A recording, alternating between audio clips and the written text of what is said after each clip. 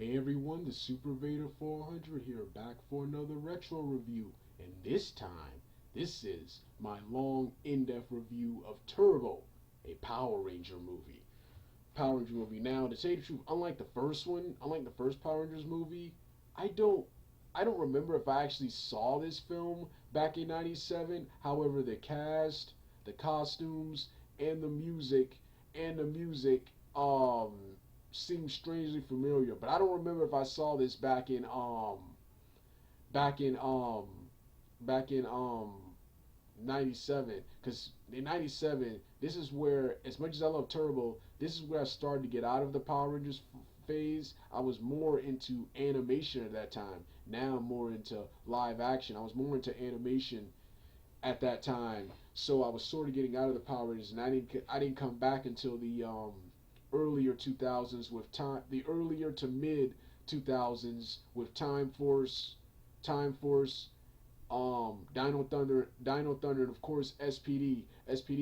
Then I left again. Then I left again until about 2009, when the Tokusatsu show Kamen Rider Ryuki, which was dubbed as Kamen Rider Dragon Knight here in America, came on and aired on 4Kids TV. And of course, when Nickelodeon got the rights to Power Rangers back, this is when I came back to the Power Rangers franchise. After SPD, I left again. So I don't recall that much from the Turbo season. I'm watching the Turbo season currently right now, and from what I've seen, pretty it's pretty good and also pretty familiar. So maybe I did see it. Well, anyway, thanks to Putlocker, I finally got to see this film again. And unlike the first one, which got mixed reception and everyone pretty much likes, this film, on the other hand, a lot of people didn't like. Of course, critics probably don't like the film. Critics probably don't like the film because of because it the whole thing feels like a TV movie, but it was released in theaters. It was released in theaters, and unlike the first film, one thing I didn't like about this film, while I loved the storyline, I thought this film had a much better storyline than the first one. While I loved the storyline, and I like how this actually fits in the continuity of the series, I'm disappointed that, one, this is not a sequel to the original. This is not a sequel to the first film. Two, I was disappointed that in this film they chose to use they went back to the Sentai footage, where I liked in the live action films creating your own CGI costumes, props, and etc. versus just borrowing footage from, what's his name. I even hear that the final fight in this film between the Turbo Zord and Malachor, I think that's his name. Yeah, Malachor, the main antagonist of this film, the final antagonist of the film. That entire fight was reused for Power Rangers in space, the Power Rangers in Space season. So yeah, these are the only disappointments. And but but yeah, and of course a lot of people didn't like Blake Foster as the Blue Ranger, the new Blue Ranger in this film, he replaces Rocky. He replaces Rocky from the last. He replaces Rocky from the last Power Rangers movie as the Blue Ranger in this film. A lot of people didn't like a kid being a Power Ranger. I think it's pretty cool. I finally got to see this film again thanks to Putlocker, and this film, like I said, despite those flaws, is awesome. This film, since this was closer to the 2000s, this film was much darker than the previous one. This was a dark fantasy adventure, action adventure type film, whereas the first one was a light, campy fantasy adventure film. This had some camp, but this was a dark fantasy action adventure film. Like I said, it was darker than the previous one because it featured more, my opinion, more dangerous, more serious, and more dangerous villains. Even though these villains goof around too, and it featured two of the former Power Rangers, Kimberly and Jason, who returned in this movie. It featured both of them being turned evil, and being forced to fight the Power Rangers.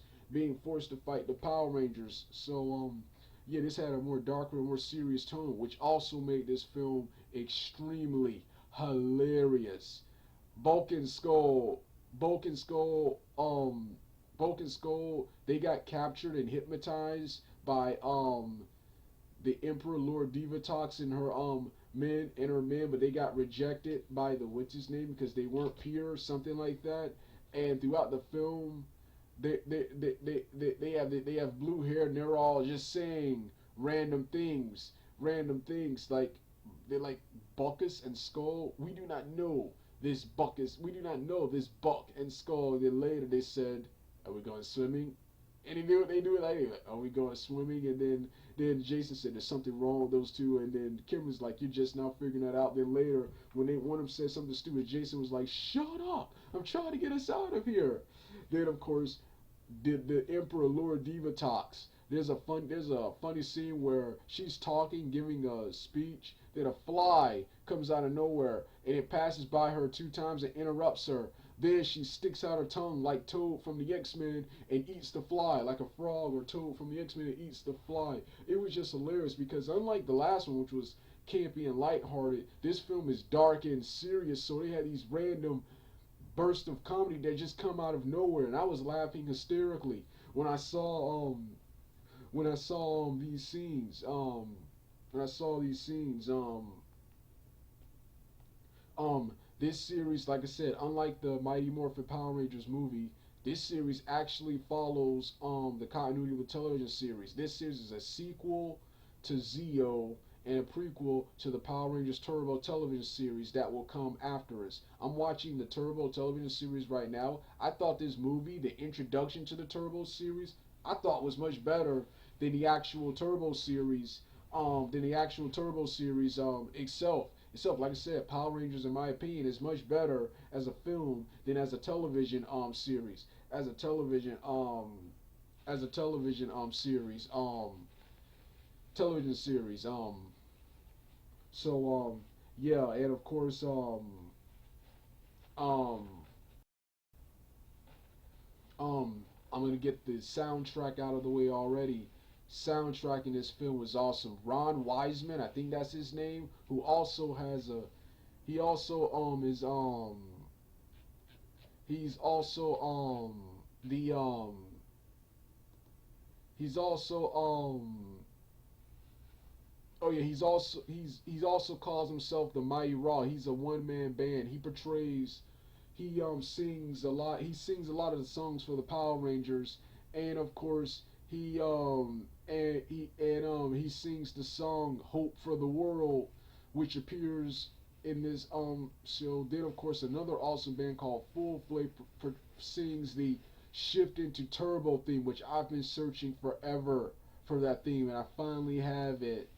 Finally found it. I've been searching for that theme forever, and of course, the epic Power Rangers Turbo theme, which appears in the beginning where they get their new costumes and powers from Zordon, and appears at the end. And it appears at the end when they form the Turbo Zord to fight Malachar. Yeah, like I said, an awesome soundtrack. So many awesome songs like "Hope for the World," "Invincible," "Shift into Turbo," the Turbo theme. What's his name? Yeah. All the cast from the previous film, all the cast members from the previous movie, with the exception of Asha Campbell, who of course passed her powers over to Tanya Sloan's character, to Tanya Sloan in the Power Ranger in the final seasons of the Mighty Morphin Power Ranger season. I often confuse Asha and Tanya. I used to actually confuse them together. I used to actually confuse the two. All the cast members returned except them, and of course Billy, who left midway during the Zeo series. But other than that, everyone from the previous film returns. Like I said, the plot starts off with the Lord Divatox chasing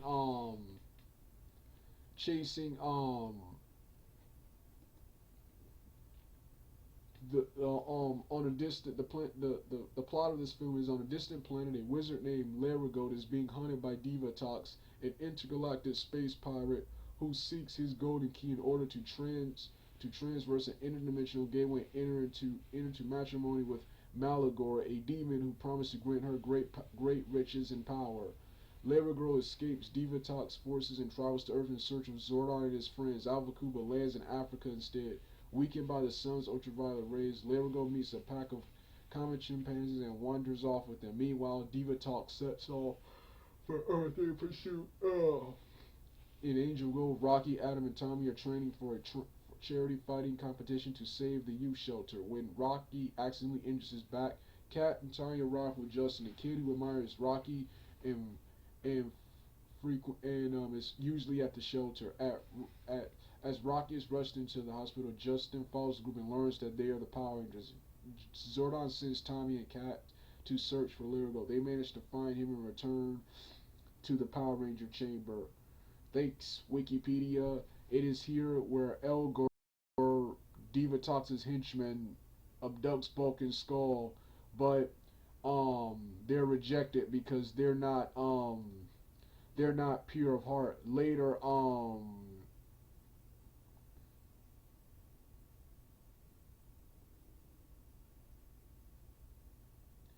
Um later Divatox Divatox later captures two other hostages who are revealed to be Kimberly and Jason to um to get the Power Rangers to come and rescue them. The Power Rangers Zordon creates new powers for the Power Rangers to go fight to go save Kimberly and Jason. And it is here in an awesome scene where they where where the instrumental version of the Turbo theme plays, where the Power Rangers summon their new cars, replacing all the Dinobots, the animal bots from the previous series. They now have cars. They now have cars. I love the Extreme Turbo theme, which was associated with the Power Rangers Turbo movie and television series, and the awesome Turbo theme plays that dun dun dun dun dun Power Rangers Turbo Go. That plays, and they unmorph and on a ship get jumped by some snapping turtle shell warriors on a ship, where they summon a ship in Hope for the World by the Mighty Raw plays. And and throughout the film, Jason and Kimberly keep trying to get trapped in an underground water place, and they keep trying to escape. They keep trying to escape after several failed attempts to escape. Lord Divatox Lord Divatox brings has her men bring them to her to use them as sacrifices. Meanwhile, in the film, the wizard, what was his name? I think Larigot the wizard. Larigot the wizard. He surrenders to Lord Divatox. He surrenders to Divatox's henchman Elgar, who promises to who has Larigot's family and um and the Power Rangers friends. He doesn't keep his promise, and of course Larigot surrenders. So Larigot is now hostage of Emperor Divatox, and the film the film reaches its climax where the Power Rangers in a temple at a temple inside a volcano, the Power Rangers fight Divatox's minions, where Divatox hypnotizes hypnotizes hypnotizes both Kimberly and Jason to fight the Power Rangers um and the Power Rangers are nearly defeated by both of them until Larigo and his wife he he'll both turn use their powers to turn Jason and Kimberly back to normal, and with no sacrifices to resurrect Malagor. Malagor Divatox throws her own minion throws Elgar, her own minion, into the into the volcano into the volcano as a sacrifice, and Malagar, a big volcanic rock like monster, summons from the summons from the what's his name. He immediately turns on Divatox, and the Power Rangers eventually escape, and the Power Rangers form the Turbo Zord. The Power Rangers form the Turbo Zord and duke it out with Malagor. Oh, but before that, they try to fight Malagor with weapons, but that doesn't work. So then they all escape the temple. Then they form the giant Turbo Zord to fight Malagor in the ultimate battle. And they narrowly defeat him with Divatox swearing revenge and swearing to kill the Power Rangers.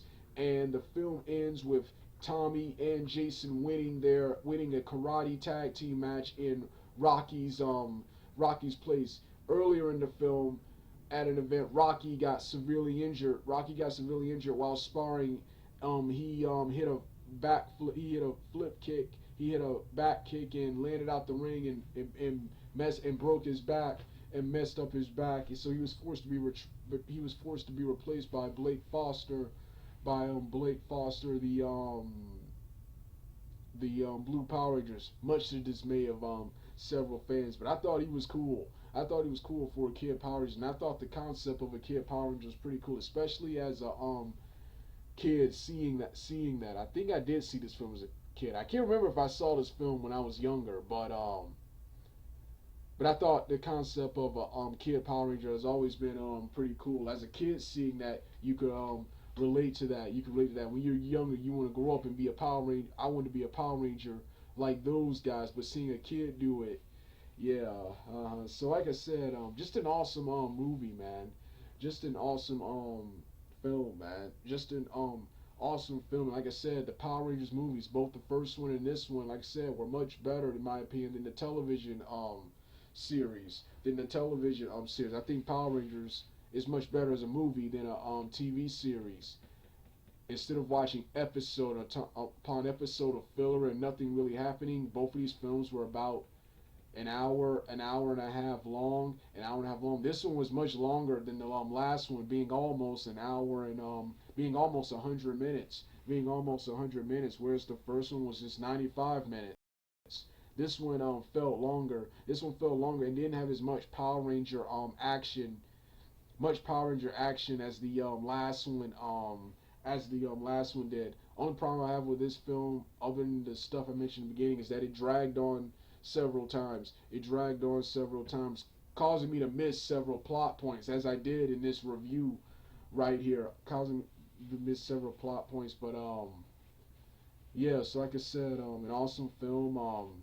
Cast as always did a good job. The cast in this film, of course, like I said, Johnny Young Bosch returns as Adam Green. He portrays the Green Turbo Ranger. Nakia Barais portrays Tanya Sloan, the Yellow Ranger, who of course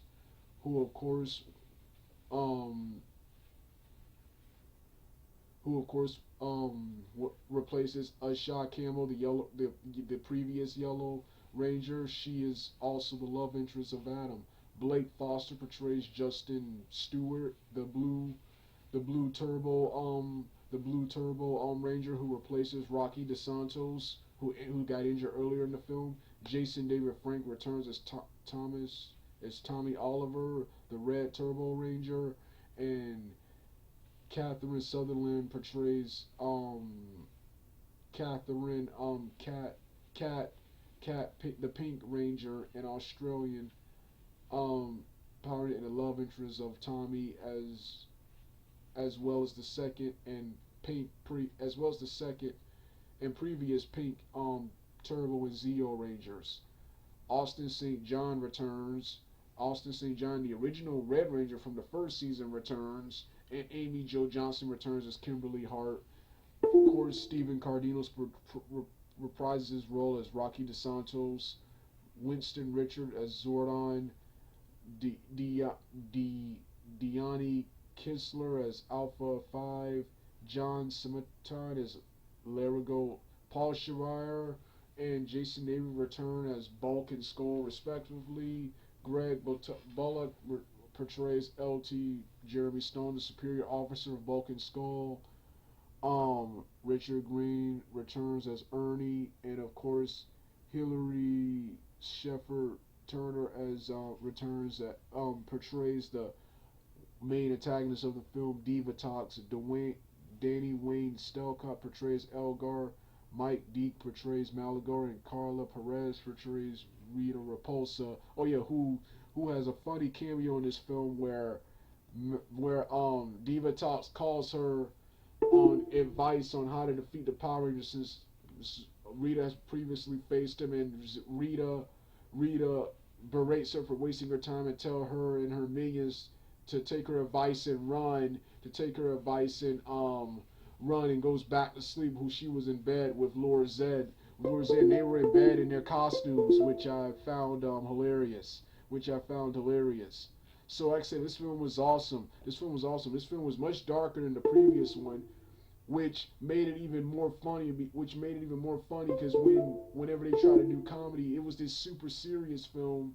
But then out of nowhere, they burnt the comedy moments. They just come out of nowhere. Bulk and Skull saying random things. The fly scene earlier with Divatox giving a hilarious speech, and a fly passes by her multiple times, and she sticks out her tongue like a frog or Toad from the X-Men, and eats the fly. And of course, Rita's random cameo in the film. Also at the end, when Jason and Kimberly were evil, they were all like, we're gonna kill you. Pink is so not deceived. Now I have the power. They had deep, overly cartoonish voices. It was just hilarious, man. It was just hilarious. And like I said, I love how this film was darker than the previous one. Only things I didn't like was that it's not a sequel to the original Mighty Morphin Power Rangers film. This one's actually in continuity with the series, which that is a plus, but I hate that it's not a sequel to the previous one. Instead of creating their own costumes, props, and footage and CGI, they once again borrow Sentai footage from Japan. And this Sentai footage, the final battle with the Megazord and Malagar, will later be according to Wikipedia, will later be reused for the final battle in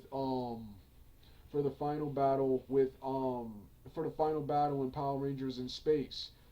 But like I said, this was a great introduction to Turbo. Like I said, I thought the movie Power Rangers Turbo was much better than the series that followed. Power Rangers Turbo is not liked by a lot of fans for, of course, the kid, and of course, as I saw in Lee Kara's review of Power Rangers Turbo, it has several different plot holes. According to most people, they said that this series failed because it tried to be serious, where in Japan, the Turbo season was a parody. I think this would have been good if it had I think this would have been good and the best ever if they had their own Sentai footage, regardless of what regardless of the Japanese adaptation. They had their own Sentai footage, or were at least a follow up and a continuation of the Mighty Morphin Power Rangers film. I thought it would have been better received by people. But I love the Turbo theme. I love the costumes. I love the music. I love the cast. And I love the Turbo theme, the car theme, the extreme car theme, the extreme vehicle theme, replacing replacing the mega the dragon and animal zords from the previous Power Ranger series. So like I said, awesome series. Lord Divatox and her minions, they were great bad guys. Not as good or as memorable as Zed, Rita Repulsa, Goldar and the rest, and the villains from the I think they're called. I keep forgetting what they're called. The main villains of the Zeo. They weren't as good or memorable as those villains, but these were great. These were great bad guys. These were great bad guys, and yeah, like I said, this like I said, I've done many reviews of the Power Rangers television series on my Super Vader 400 account. This review right here was the introduction to longer in-depth reviews of the various Power Ranger series. All right, I want to start off with the movies because I thought the movies were the best of the Power Rangers franchise. All right, I'm done.